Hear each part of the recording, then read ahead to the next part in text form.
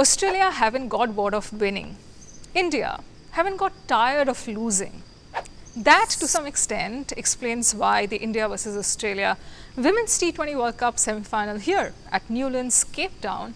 ended in Australia reaching the final and India preparing for their flight back home. On Thursday in the semi-final, India lost the toss, which in my view was quite a blessing in disguise because their best bet to coming remotely close to defeating Australia, this Australian side, was through chasing. Because Australia's batting resources run so deep that they can chase down any target they are set. So when India needed 49 runs of 36 deliveries with their captain Harmanpreet Kaur out in the middle on a gritty 43 and keeping her company was Richa Ghosh on a runner ball 14 with Jemima Rodrigues having earlier rebuilt the innings with a gritty 43 of her own, it looked like maybe, just maybe for once, India won't fluff their lines. But as fate would have it, Harmanpreet Kaur, who had fever leading into the semi-final on Thursday, was run out just a ball after reaching her first 50 of the T20 World Cup.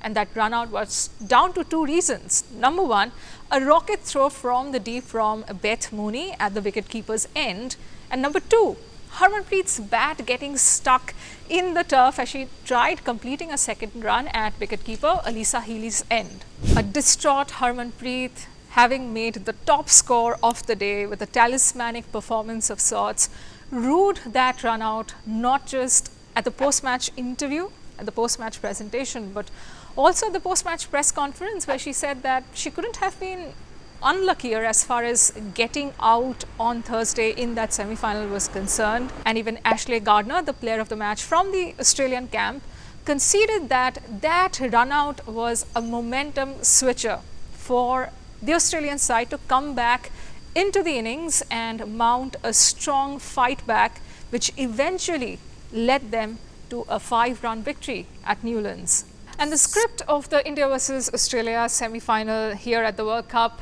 thereafter followed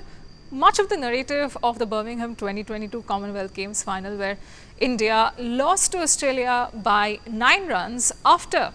Harmanpreet Kaur and Jemima Rodrigues had put on a 50 stand, and Harmanpreet had made yet another fighting 50, which was, like Thursday, in vain. Australia's victory was yet another reminder and testament to their never-say-die spirit, which was best epitomized in the final 2 overs of India's chase when they needed 20 runs for a victory, and in came Jess Jonassen, the left-arm spinner, to bowl a miserly 4-run 19th over, where she took the wicket of Sneh Rana and decisively tilted the momentum in Australia's favour. In a massive endorsement of Australia's famed depth, which has been quite a big talking point throughout the course of this T20 World Cup, because the rest of the 9 teams have really looked well off where Australia are at in terms of not just putting together the resources the way they have in their primary squad of 15, but also how they have been picking personnel from that squad at pretty much at their will, and how each of those players who've been picked have put their hand up on the given day and come up with impactful performances. And Jess Jonassen was no different to that narrative on Thursday. Remember, the left-arm spinner was left out of Australia's starting 11 after their tournament opener against New Zealand, because Jess Jonassen had not taken a wicket in what proved to be a costly 11-run solitary over that she bowled in the match, and she was also out for a duck. Thereafter, she warmed the bench for Australia throughout their remaining 3 games, but on Thursday she was picked in place of wrist spinner Alana King, who had gone through a wicketless run of her own at this World Cup, and there was Jonassen making her impact straight away, although she had gone for a few runs early on in the innings, and she conceded later on in the day after the match that she wasn't nervous at all because she had that confidence to come in at the death, soak in truckloads of pressure and bail Australia out should she be required to play the role of a finisher with the ball for Australia. And that's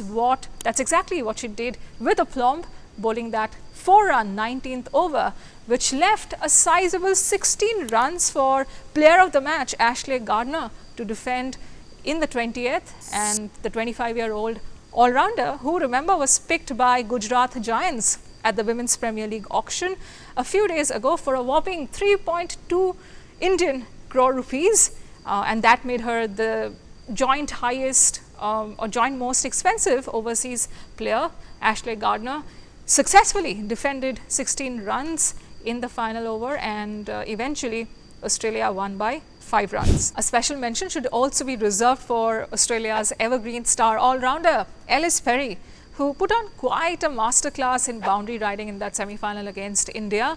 She saved at least 4 runs with just 2 diving stops alone in the deep, one of those coming in that decisive 19th over bowled by Jess Jonassen, when she slapped the ball back in play off a Sneh Rana sweep shot. Alyssa Healy, the player of the match at the 2020 edition of the T20 World Cup final, started the proceedings here at Newlands on Thursday in style, stroking a 4 of the first ball of the innings. She put on a 50-run stand with the fellow opener Beth Moni, and after Healy fell off Radha Yadav, India handed Mooney and number 3 Meg Lanning a combined 3 lifelines. Lanning was dropped by wicketkeeper Richa Ghosh when the Australia captain was on 1, and later was reprieved of a missed stumping by again Richa Ghosh when she was on 9. As far as Mooney is concerned, she was dropped at long on by Shefali Verma when the Australia opener was on 32. Remember, Shefali Verma had also dropped Alyssa Healy in the 2020 edition of the T20 World Cup final, and Healy, as I mentioned earlier, went on to score a match-winning 70-plus knock, and this time around it was Lanning and Mooney's turn to play decisive roles with the bat. Lanning scored an unbeaten 49, whereas Mooney scored 54, their innings taking Australia to a more than competitive total, which proved 5 runs too many for India to keep their hope of a maiden